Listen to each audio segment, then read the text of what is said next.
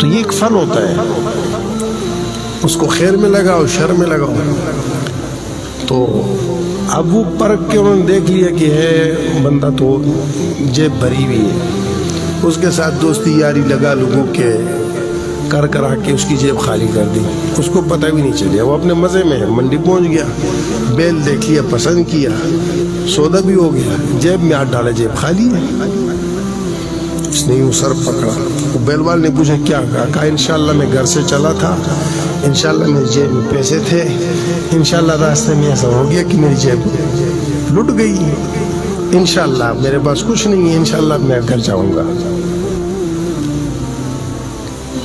हम सब जगहों से पिट के उसके बाद इंशाल्लाह कहते हैं,